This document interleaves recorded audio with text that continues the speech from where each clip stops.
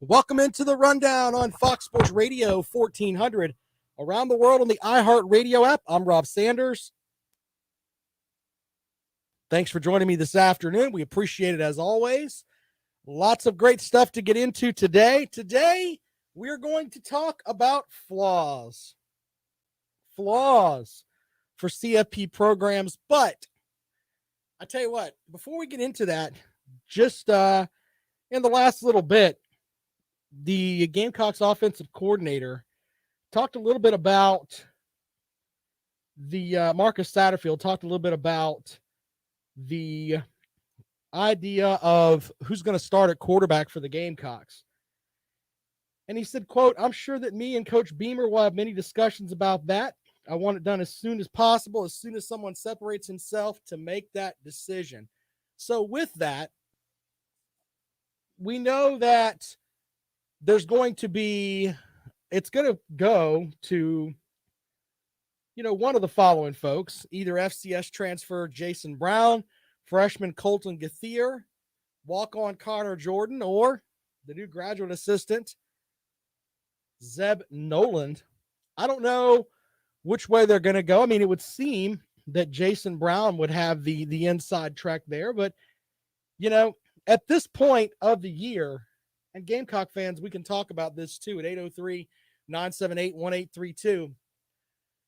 When you're playing Eastern Illinois, a team that South Carolina could just line up and run the ball against. Now, I know that coaches don't want to hear that, and they expect you to think that we're going to take them seriously, and they're a team that can beat us. But let's just be honest. In the end, is anybody really scared of what Eastern Illinois is going to do? Just saying. Just something to think about there. South Carolina can literally run out whoever it is they want, and as long as they don't turn the ball over 10 times, they're going to win that game. So with that knowledge, I would run, first of all, I wouldn't tell anybody what I was doing. That's thing number one. And thing number two, I would run out 3 quarterbacks. Why not run out 3 guys? Yeah, why not? What can Jason Brown do? What can Gauthier do? What can the freshman, the walk-on Connor Jordan do? Yeah, we can all do that. Why not show them all of that? And what I mean by that is that no one will have any clue what's going on. When you play East Carolina the next week, they don't know who to look at. They have no clue. That's kind of the way that I would go. But I am not the offensive coordinator at South Carolina. If I were, though, that's what I would do. I would have out all kinds of stuff about, hey, I'd run this guy, I'd run that guy. Doesn't matter. 803-978-1832, 803-978-1832 is the number to call. The ACC just released something about COVID, and you guys are going to get it just as I got it, as this just came out. The Atlantic Coast Conference today has announced rescheduling policy and several key updates to their COVID-19 policy. The COVID-19 game rescheduling policy, which was approved by the athletic directors, applies to football, field hockey, men's and women's soccer, and volleyball. In 2021, ACC game cannot be played. If a game cannot be played on its originally scheduled date by a team unable to play due to insufficient number of available players related to COVID-19, that team shall be deemed to have forfeited. Wait, what? Yeah.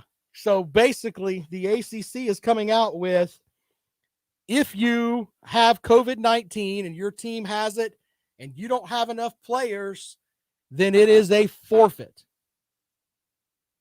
There you go with that. We'll take calls on that at 803-978-1832. Please do not call up here and make this a statement about politics and it's a pandemic, and I don't want to hear that. That's talk to death. This is a national story, though, simply because if it's the way that things go, if you don't have enough players that are out there, you can, in theory, have to forfeit games. So, yeah, it is a big deal. We'll take your calls on that at 803-978-1832, 803-978-1832. Who do you think should start at quarterback for South Carolina? I'm in the Jason Brown camp. Yeah, we'll have that for you. Let's go out to the phones. And welcome into the rundown. Good afternoon. Hey, Rob, what is their definition of enough players? If you don't have enough players to compete, I guess. I mean, who's gonna throw that number out there? The coach or? That's the interesting thing. This just came 53 down from kids. This just came down from the ACC. It also says if a game cannot be played on its originally scheduled date due to any factor associated with game discontinuation consideration as listed in the current medical group report, the conference's sports rescheduling policy shall apply. If a 2021 game cannot be played on its originally scheduled date due to both teams being unable to play, both teams will have to be deem it as a forfeit, with a loss assigned to both teams and applying to the conference standings. So basically, it comes back to if you don't have enough players. I think it's you have to have. If I remember correctly, for last year, it was I think you had to have up to three extra offensive linemen. I think was one of the things that they had. I got to look that up, to be honest with you. But I mean, in some theories, you may be right. I mean, I can roll out there with 22 guys. Sure. I could roll out there with 11 guys and say, hey, play both ways. Yeah. I mean, in theory, you could do that. So I mean, because you got 114 kids on the team. Exactly. I mean, you could roll out there with some walk-ons if it was needed. And I saw where Clemson was like 85% vaccinated. Well, and I think that most I don't think that they're not telling kids, hey, you have to get vaccinated, but I think it's along the lines of, hey, you got to get vaccinated. You know what I'm saying? It's one of those things where we're not going to tell you to get vaccinated, but you better get your butt vaccinated.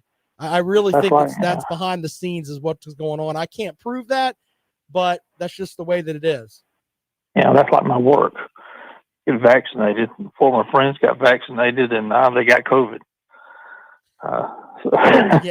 A good comment from Sweeney Online says, if you have your whole offensive line out, it will be much easier to forfeit than lose and get guys hurt. He's exactly right. If your entire offensive line comes down with COVID and they can't travel with the team or they can't suit up, why in the world would I put my quarterback, running back, and everybody else back out of there? And the possibility of them getting injured, that just doesn't make any sense. It doesn't. So And I had a question. I've been seeing online about the Pac-12, the Big Ten, and the ACC forming an alliance. Right. Is that an alliance amongst the conference, or they're agreeing to play each other? I think it's more of from what I've read. Now, I don't go behind closed doors. I think the only people that do are those commissioners and maybe some of the athletic directors. But the idea is that they would agree to schedule each other and exclusively schedule each other. And, in the end, that would make a lot of sense because you'll have a lot of TV games that are really, unique matchups. If you could go to a network and say, look, every other year you're going to have Clemson and Ohio State playing each other. You're going to have Michigan and North Carolina playing each other. Florida State playing I don't know. Southern Cal. Yeah, Southern Cal. Southern Cal. If you have that, you have the ability to, put some stuff out there, and that may help. Oh, yeah, some big-time games. Right, but the reality is that it's more than you have maybe 5 teams. Let's say you have 5 teams from each conference that can give you really good matchups. Who cares about the Rutgers matchup with Wake Forest? Yeah. That's what it comes back down to. I mean, you're going to end up having those as well, so it's a mess. Are they just trying to stave off the SEC from dominating college football too? I think they're trying to stave off the SEC from getting top money. Now, here, as far as the TV deals go. Now, the SEC apologists out there will tell you, we invented football. That's what we did. But the reality is that when you look at it, other teams win national titles. Under the logic of the typical SEC fan, no team should ever get within 3 touchdowns of an SEC team, but that doesn't happen. it's all about the TV dollar and can they get more money, etc. And that's what it's going to come back down to. All right, man. Thanks a lot. Love the show. All right, man. Thanks a lot. Appreciate it. All right, 803-978-1832. Sweeney with another comment online. Washington State versus Wake is going to be awesome. I love Wake Forest, man.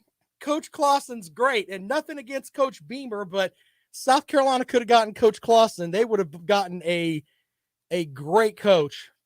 A great coach. Megan online with a comment. Breaking news, JT Daniels, Carson Beck, and Brock Vandergriff all slipped on banana peels and tore ACL. Stetson Bennett to start versus Clemson. Oh, goodness. Come on, Megan. Do better than that. Do better than that. Stetson Bennett won some games last year for Georgia. You could make an argument they wouldn't have won that Arkansas game if he didn't come in and settle things down. Talk about things going crazy if that would have happened. Anyway, the ACC just released that statement. If you don't have enough players to play, it's considered a forfeit. If both teams don't have enough players to play, it's considered a double forfeit. What does that tell you? If I'm a coach, my guys are living in a bubble the entire season. I'm going to treat the season just like it was last year. I want everybody wearing masks. I want every protocol that we could have that we had last year. I want those same protocols because I don't want there to be a slip up.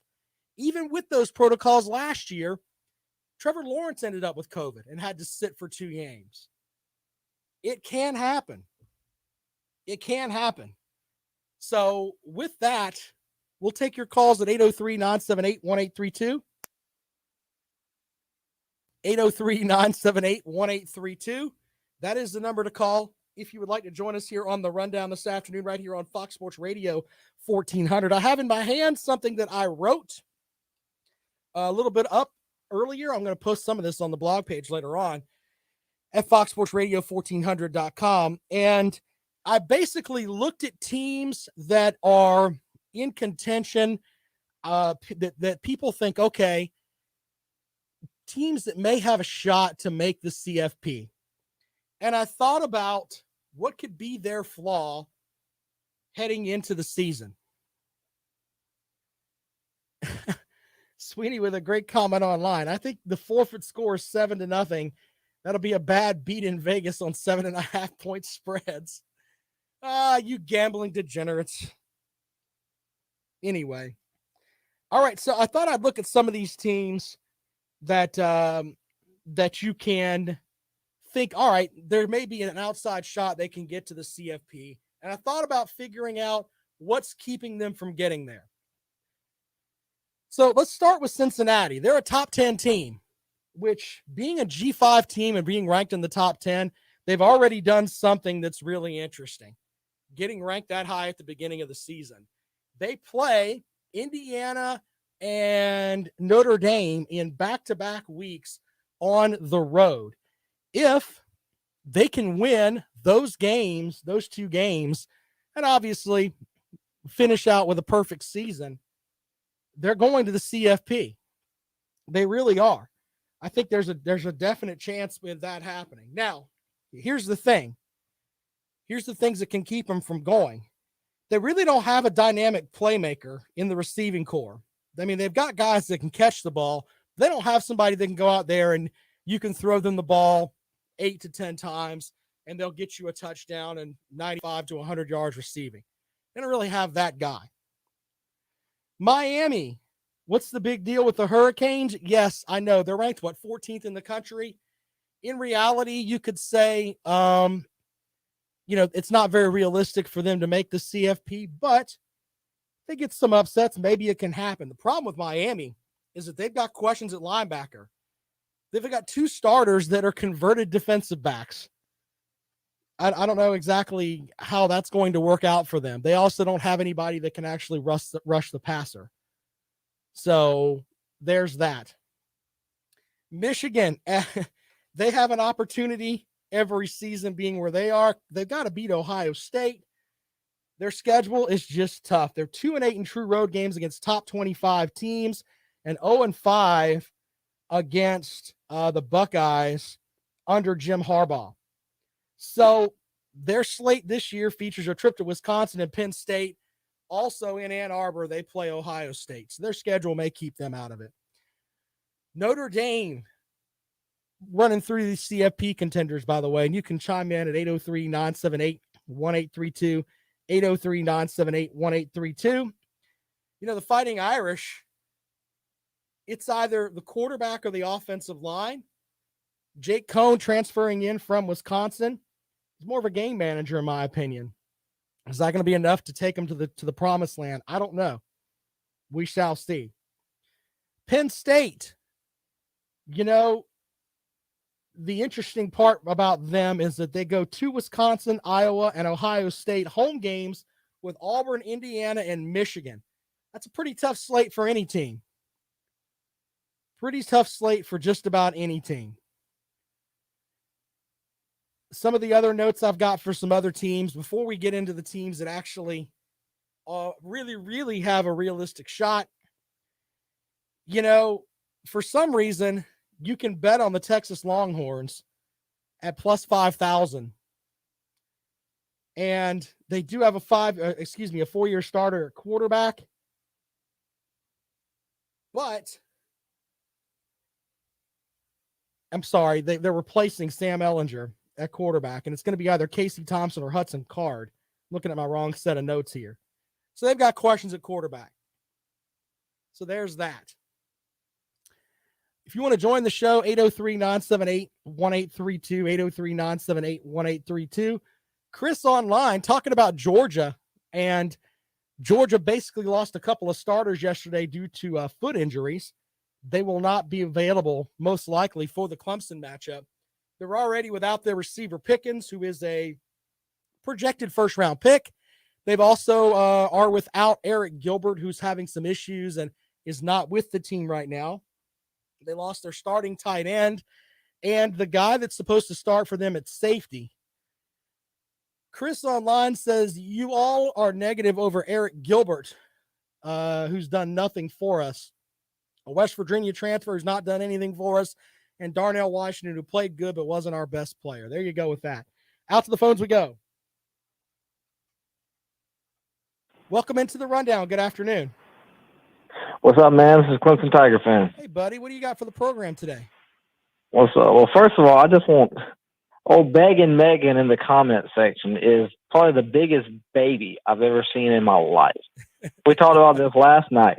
Yeah. You're not going to lose to Clemson because of a tight end and a DB being injured. The wide receiver, that sucks. We've had our best wide receiver be out twice in 5 years as well. Mike Williams was out in 2015, and Justin Ross was out all of last year. Right. Injuries happen.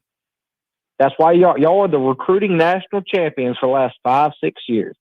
Put the next 5-4-star in and play football. Stop whining. You're not going to lose.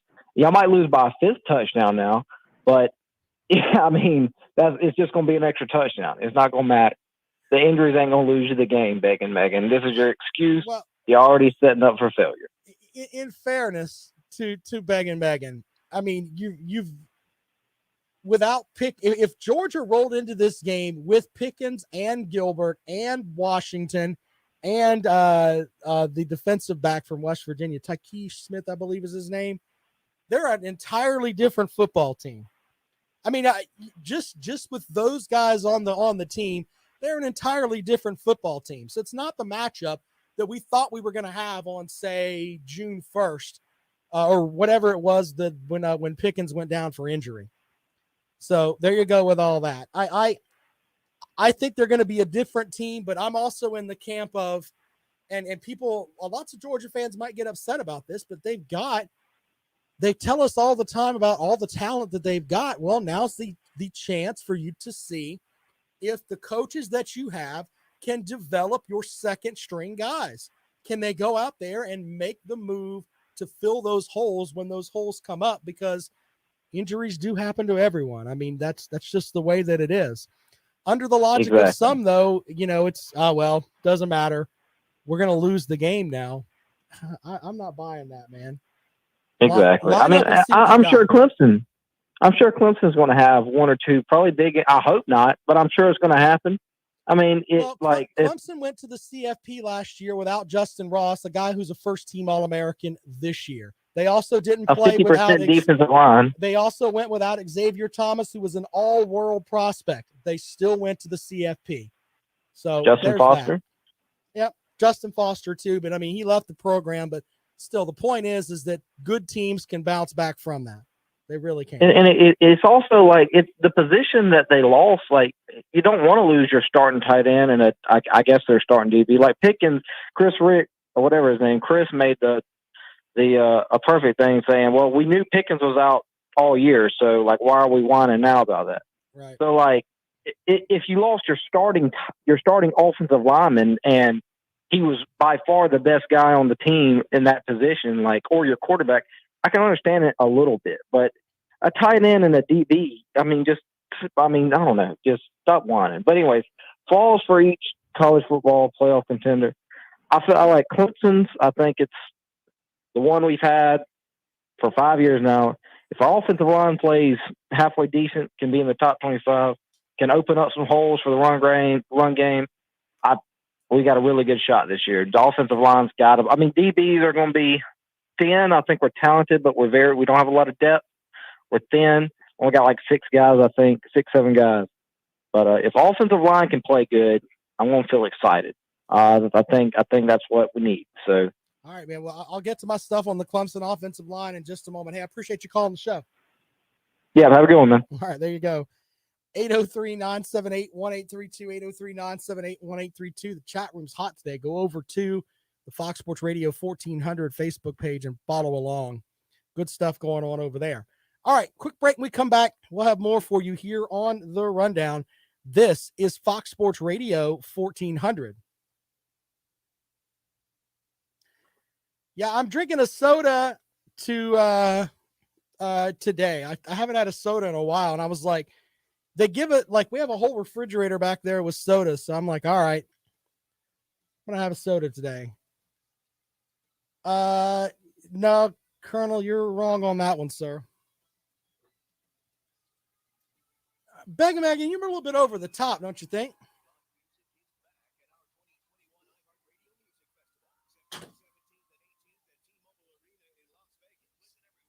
Doo-doo ice soda.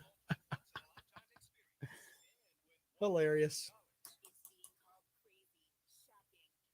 I did some work on my sound equipment. Can you guys hear me over there? Everything sound okay? As I worked on that this morning. Everything sounds okay? Yeah.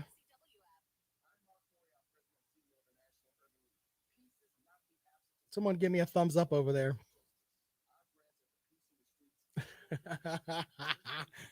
I have one soda. Come on, man. So I handle PSAs for all 7 stations here for iHeartRadio in Columbia. I just got something asking if I wanted to do an interview on Women's Equality Day. I didn't know we had a Women's Equality Day. Welcome to the program. Good afternoon. Well, let's make sure we understand. I don't hate you. Hold on. All right, we'll get right to you. Okay, let me come back from a break here. I got about 90 seconds. Hold on. Hey, remember we're actually on the radio too, so don't curse, okay? Okay. Yeah, no, I know you didn't, but if you do curse, I got it done. Okay. All right, hold on, okay?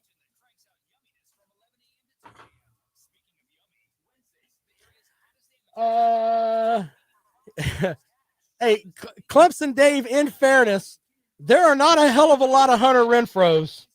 Hunter Renfrow is just Hunter Renfrow. Man, wouldn't you like to have a team full of Hunter Renfrows? I mean, how can anyone not like Hunter Renfrow? My favorite Hunter Renfrow moment was when he just ran away from the Gamecocks secondary. I think it was his junior or his senior year. Caught the ball in midfield. There's like 6 Gamecock players chasing him, and he just outran them into the end zone. Hilarious. Hilarious. That was the game where the Gamecock fans were throwing water bottles, which I'd throw water bottles too. Yeah, I've got that. I made a video of that on my TikTok feed. My girls got me into TikTok, so I make Clemson videos on my TikTok feed sometimes. You guys got to try those out. He was probably a winner, Brandon.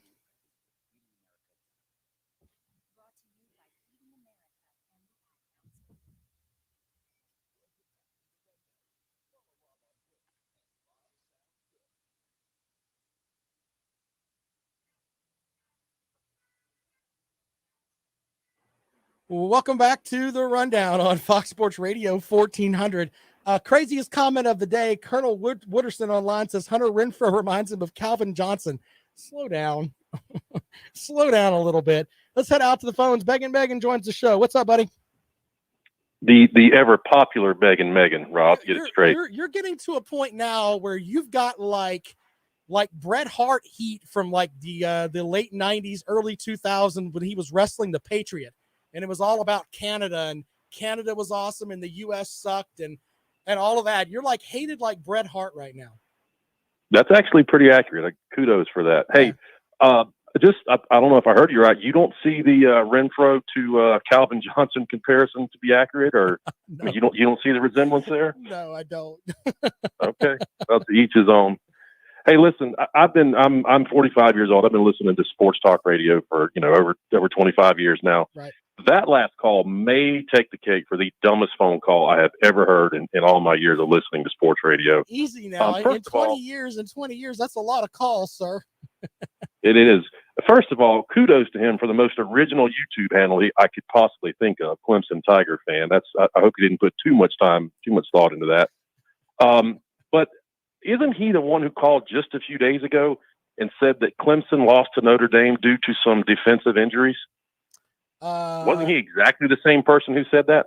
I believe that is true, sir. I believe he is. Anyway, and here's the thing. I don't disagree with him. I really don't. When people say injuries are the part of the game, yeah, no kidding. They just seem to be. It seems to be who they happen to and how many they happen to that sets us apart. Okay, but let's look at that from an outside perspective, looking in at the Georgia program. You think that you guys deal with a lot of injuries. What's the cause of those injuries? Are your practices too hard? And I'm not trying to beat you in the face about this, but if these things continue to happen, there has to be a source for this kind of stimulus that gets you the response that we're getting. Are there too many practices? Is there an equipment issue? What is the problem with the Georgia program? I know where you're going with this, and it's the same place you always go, that Kirby Smart's an idiot. We can rip Kirby Smart all that we want, but in reality, I'm just saying there has to be something that is causing these injuries. It can't all just be by chance, right? Well, and they might not be a ton of injuries. Take last year, for example. Sure. We had an immensely talented team, and through an unbelievable number of just freak deals, we started our fourth-string quarterback for the majority of the season. Who else does that happen to? You've got this team that's just got talent all over the field, and your second string, your first string opts out. Your second string has a brain aneurysm that messed him up, apparently, for the rest of his playing time there at UGA. There were issues with Carson Beck, and we wind up starting Stetson Bennett, who was brought to Georgia to run the scout team. Everyone that's inside the program knows that. He was never supposed to be out there. But anyway, I want to make this clear. I'm not telling Clemson Tiger fan or any Clemson fan that I wasn't picking Georgia to beat Clemson with a fully healthy team. I really wasn't. I was giving you crap about the 3 touchdown thing, but I think JT Daniels is crazily overrated, and I'm not sure we can block Clemson's D line. That's why I would pick Clemson in a close game to win. So I'm not some nut job fan out there saying this is why we're going to lose. What I am saying is when 2 elite teams face off, you cannot have 4 to 5 5-stars in street clothes on the sidelines. The margin for error is so razor thin that will be the difference if it comes down to that. That's all I'm saying. It's easy to say injuries are a part of the game when you're on the other side of it. Yeah, but and I talked about this earlier with Clemson, that they've dealt with injuries. I mean, Alabama dealt with injuries last year. They didn't have Jalen Waddle the majority of the season, a guy that, let's be honest, the reason that their Heisman guy won the Heisman was because Waddle was injured. So, I mean, yep, and that's you fair just brought too, up right? one, but you brought up one key injury. How many are we looking at? And we still got 2 weeks of camp left to go. Well, I'll give you another example. How about Dan Mullen last year? Everyone talks about what a genius this guy is, okay? Except for you. I understand that. But the very first time they actually had a few injuries, they lost to a 3-win LSU team. Okay? How about the 2017 season when Alabama actually lost to Auburn? Do you remember their entire linebacker core was completely depleted, and Auburn exposed it all game long and actually beat Alabama? So what happens when they get a few players back? They win the national title. It matters. I don't care how much people want to say, suck it up, quit crying. It matters, and it happens to us at an unbelievably high rate versus other teams. I don't know what the problem is, but I've been watching it my entire life. All through the Rick years, the number of crazy injuries were just almost uncanny. Muschamp has had the same thing happen to him, and I still blame him for Gamecock this. fans will tell you that Muschamp had the guys out with Sunday practices right after late Saturday night games, and maybe that had some issues to do with some injuries. That's why I was asking, does Kirby Smart, have the same mindset of, hey, we're going to go hard on Sunday after we play on Saturday? I don't know, and then there's been talk about equipment with certain manufacturers of shoes. Both of these guys have foot injuries. Could it be something with that? I mean, I was giving you a real question. You thought I was going somewhere else. Well, I would highly doubt that. It just sounds like people are kind of reaching. I think it's just the curse of 1980. I really do, man. This happened all through. Well, y'all need to sacrifice a goat or whatever it is that the Cubs did to finally get rid of all that. I mean, I'm all for it. Make a goat walk backwards or whatever it is. All right, Megan, thanks for calling the show, man. You're always welcome. You know that. There you go. See you. All right. Well, he thinks that Georgia's cursed. The 1980 curse. Are we just going to sit around and listen to Blondie all day? Is that what the 1980 curse is? We sit around watching Blondie, and there's a big movie marquee with American Gigolo as the #1 movie when Georgia won the national title. Is that what we're doomed to now for the Georgia football program? I say no. I say they have talent there. If it were a true curse, nobody worth a damn would go there. You wouldn't have guys like, insert these great players that have gone to Georgia. There's been good players go to Georgia since 1980. I'm not buying all that at all. I mean, is there an overabundance of injuries? Yes. If Clemson fans, though, think that they're going to roll over Georgia because of these injuries, slow down. It's going to be a tough game in Charlotte. Either way. More of the rundown when we come back. This is Fox Sports Radio 1400.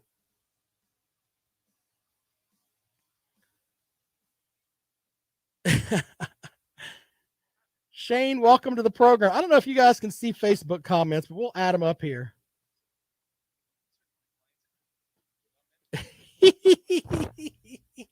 Brandon Kuhn off the top rope. A 9-touchdown win. Okay, Clemson Tiger fan. I'm not buying all that at all. Insane.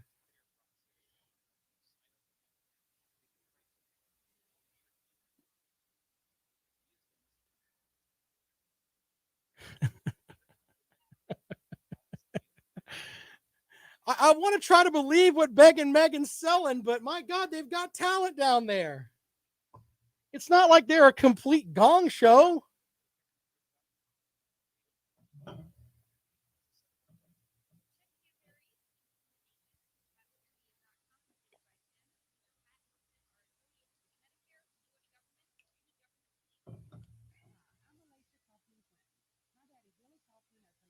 Oh God, Shane. I don't know if I want to put that up on the screen or not. Hilarious.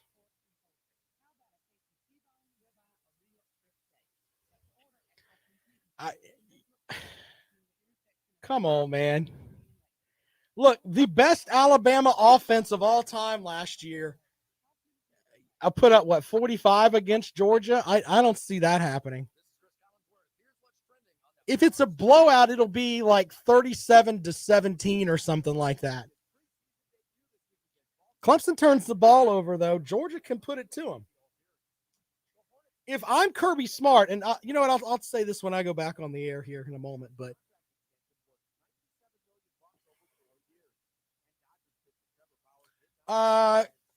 Georgia's won 42 games, lost 18 games. It's like 42-18, and help me out. Where's what's his name? Allen knows that because that's all he ever posts about. There, Colonel Wooderson.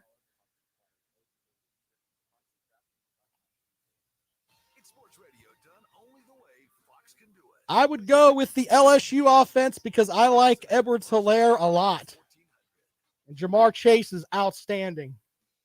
And Burrow's better than Mac Jones. 803-978-1832. Appreciate everyone calling us here on the Rundown this afternoon, right here on Fox Sports Radio 1400. You are welcome to join the show at 803-978-1832. Whether you are a Georgia fan that is upset that you have injuries that are, let's just say, mocking the program, keeping them from where they need to go. Just saying. If you want to call and talk about that, we can. I'm also going to talk some more about my flaws stuff that I've got here with some of these teams that are potentially in the playoff hunt, but I got to read some of the comments that are over here. Let's see here. Brandon asks, who do I think had the better offense, the 2019 LSU or the 2020 Alabama? I would go with 2019 LSU because I think Joe Burrow is better than Mac Jones. I think that Jamar Chase is outstanding. I do think Alabama may have had a maybe a little bit better receiving core if Waddle was not injured. But I would still go with LSU. I like Edwards-Helaire over Najee Harris. And I don't know. I just think that offense was better. I know a lot of it's got to do with the fact that Joe Burrow, he swung a big stick. That's the best way that I can put it. And he let you know about it. So there you go with that. All right, 803-978-1832, 803-978-1832. We left off with looking at some of these teams that potentially could make it to the CFP and some of their flaws. And then another comment online, who's going to have a better NFL career, Chubb or ETN? I'm going to go with Chubb because ETN plays on a historically bad Jacksonville team. They don't have an offensive line at all, and they're going to try to build around Trevor Lawrence. Their next couple of drafts need to be nothing but offensive linemen. Trevor Lawrence is going to spend a lot of time on his back this year, and they've already got James Robinson, another running back, that's going to split carries basically with Travis Etienne, and I don't think Etienne's going to get the touches. So I would go with Nick Chubb as of right now. Anyway, looking at some of the other teams here and their flaws, because every team has flaws, by the way. The Florida Gators, they had last year, they kind of leaned on the SEC's top cornerback in Kaiir Elam. He's back, but they have to improve a unit that surrendered about 8 yards an attempt and 28 touchdowns while making just 9 interceptions.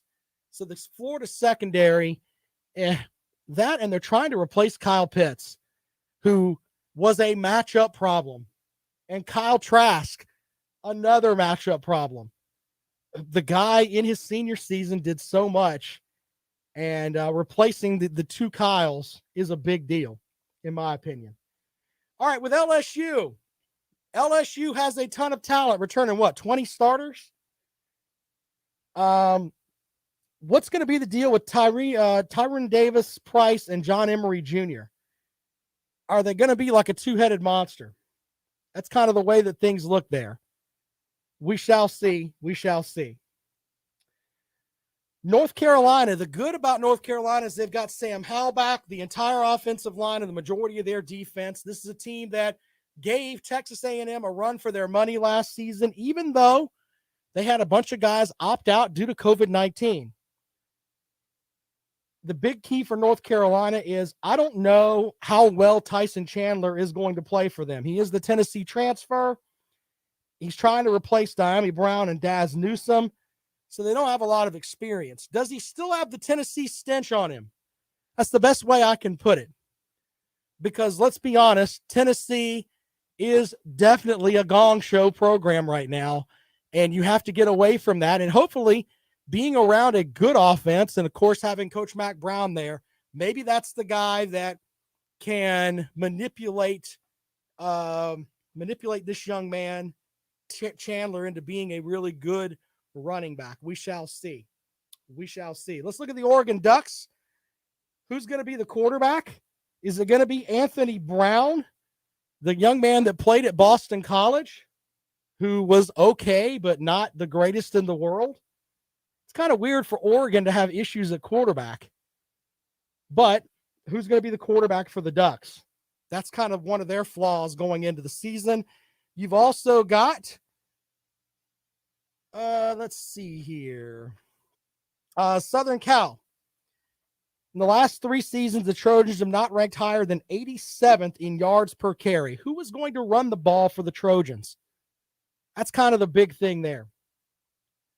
Who's going to run the ball for them? If they can't run the ball and protect Kadon Slovis, they're going to have problems.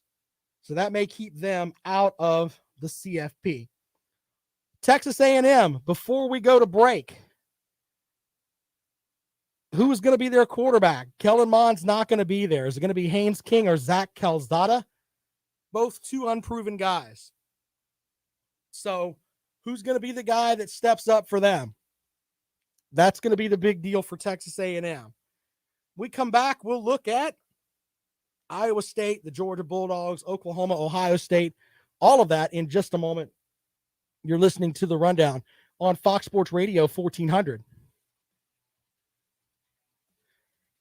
That's kind of a loaded stat there, Colonel Wooderson. Let me, because if you look at Georgia's last 5 games,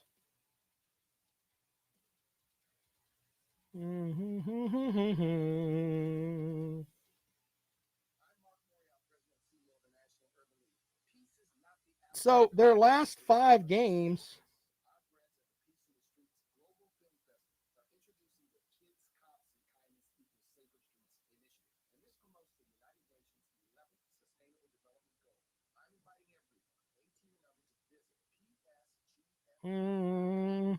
so they won against Cincinnati. The Vandy game was canceled.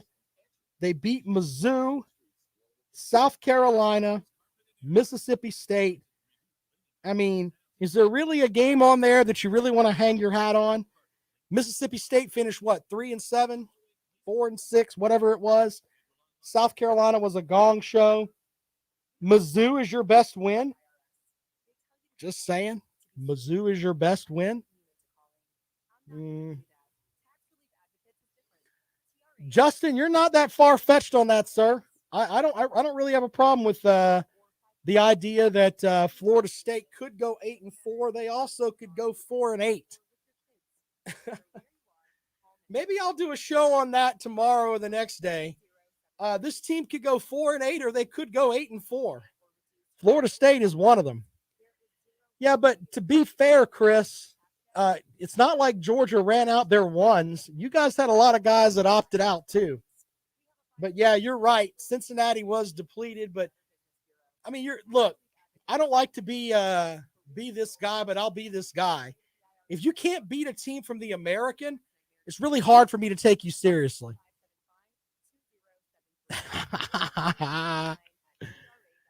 That's funny. If Cole Stout was doing the coin toss, it'd get intercepted there, Colonel Wooderson.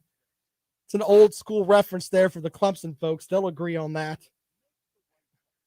Old pick 6 Stout. Guy was awesome against Oklahoma, and that's about it.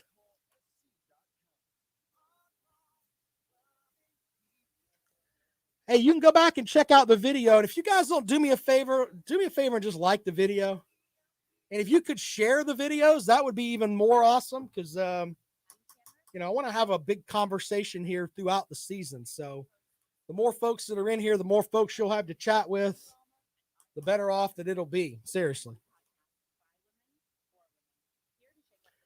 And by the way, the show numbers have gone up. So I appreciate you guys for that. Some of the, we were getting like 100 to 150 views. Now we're up to like 400 to 500 views a show for just this show in the afternoon. So there's that too. So I appreciate you guys for that.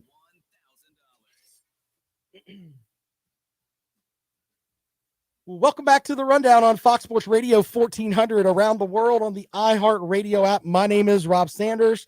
Thanks for joining us here today. We appreciate it as always. Looking at some of the flaws for some of the teams that may make the CFP. Let's look at Iowa State. Iowa State. The big thing with this program is that since 2017, they're 32-19. Not every loss can be remembered as a disaster, but they have several that really make them look silly. They failed to generate 4.5 yards of play in 6 of those 19 losses. Their offense, ladies and gentlemen, is boring. I know that sounds silly, but their offense is pretty boring. It's efficient to an extent, but if they don't get certain things going, they are a boring offense. We shall see. The Georgia Bulldogs. Look, here's the thing with Georgia. They have the talent to be in the CFP. The big thing with them is that I think if they lose to Clemson, they're going to lose to whoever they play in the SEC championship game, simply because I think they will run through their SEC schedule because they don't really play anyone that is absurdly over-the-top talented. I think Clemson is their toughest matchup in the regular season. I don't think I'm far-fetched when I say that. Okay? Here's the thing with them, though. If they lose to Clemson, I think that they won't have the nuts and bolts to win the SEC title, because I think that Alabama's going to play there, and I think Alabama's a step above everybody else. Now, if they had George Pickens, if they had Eric Gilbert, if they had these guys that are in the mix that have been injured, you can make an argument that they have the talent to beat Alabama, that they have the talent to beat Clemson. But they don't have those guys. And a lot of it comes back down to JT Daniels, who I said yesterday is my 10 players that I thought had to have a great season for their team to reach the potential that they ultimately could have. JT Daniels has to have a great year. But here's the problem. If he doesn't have anybody to throw the ball to, can't really do much. Georgia running game is solid. Maybe their offensive line isn't as deep as some people thought, but they do have the talent, in my opinion, to be a very, very good football team. We shall see how things roll out for them. If they win the Clemson game, okay, I think they can lose the SEC championship game and still make the CFP. That's how important this Clemson game is, in my opinion, to them. If they lose the SEC championship game by a touchdown to what would be a 13-0 Alabama team, you lose by a touchdown in Atlanta for the SEC championship, I think that's going to now this is barring Cincinnati going 13-0 with those wins over Indiana and Notre Dame, which a Notre Dame loss would knock them out of the situation as well. But if they lose by a touchdown, maybe they can, with that win over Clemson, that would be enough. Maybe that would be enough. Would they get the Alabama nod? Remember, Alabama got the nod when they didn't win the SEC championship.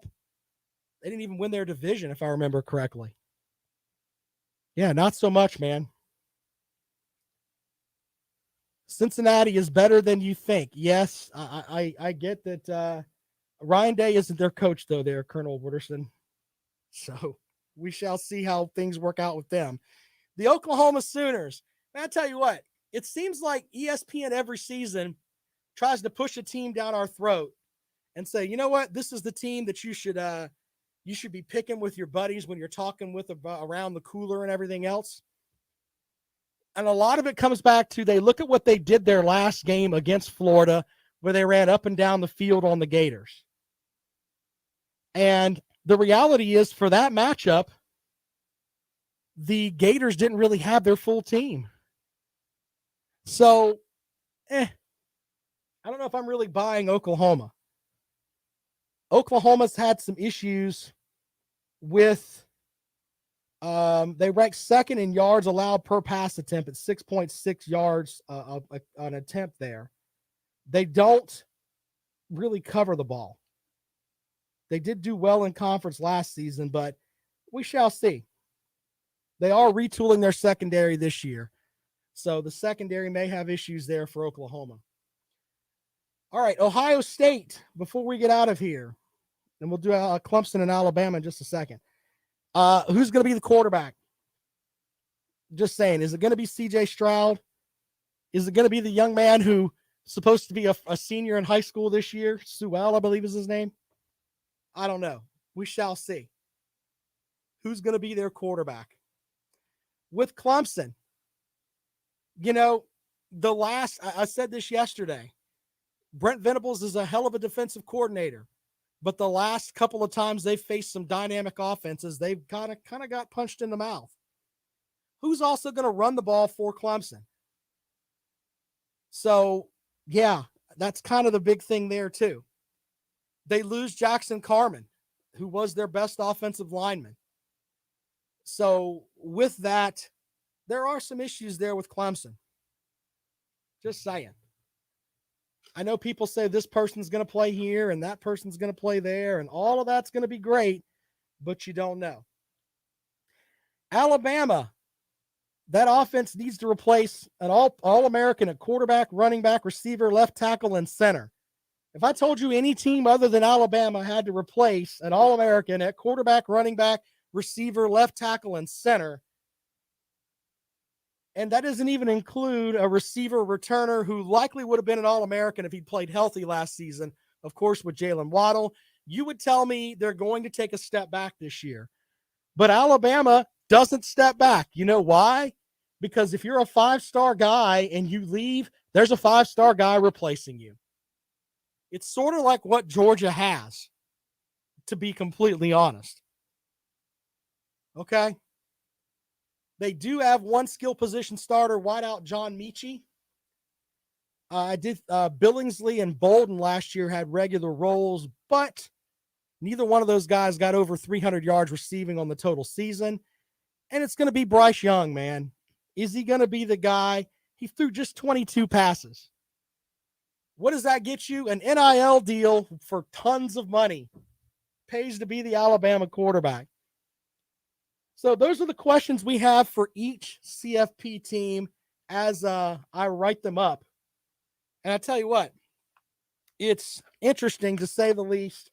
You can look at different stuff here for each team, and it's easy to pick out flaws. Easy to pick out flaws, but kind of helps because it gives you an idea of what you're looking against heading up into the season. All right, Lawton Swan of Clemson Sports Talk is next. Stop looking at me, Swan. He is the czar of Clemson Sports. Yes. Stop looking at me, Swan. Feel free to call his show. Actually, you have to interact with him on Twitter. He is at Clemson Sports. Also, ClemsonSportsTalk.com. My blog page will be up this afternoon at about I'll have new stuff up there by 5 o'clock today, in addition to the podcast. Appreciate you guys checking out the show. We'll be back at it tomorrow. This is the Rundown on Fox Sports Radio 1400. All right, so you guys were able to hear calls and all of that today. If you guys don't mind helping me out with that, I appreciate it. Someone give me a thumbs up. You could hear the phone calls and you could hear the bit I was playing and everything came across good. Yes, let me know either way in the comments section as I've been trying to put together. Thank you, Chris. You could hear the phone calls and all that. We didn't drop out in the middle of the show today. That's great. All right, good stuff there, guys. I appreciate it. It's just when you get a new computer, everything goes on radio. It cut out, but not on YouTube. That's interesting. I can't help out on the radio part of it. That's past my level of engineering. Not on YouTube though. Okay, Jerome. All right, you guys are awesome. Thank you so much. We'll talk to you guys later on. You guys make sure you like the video. Jackpot's will be posting some new stuff later too.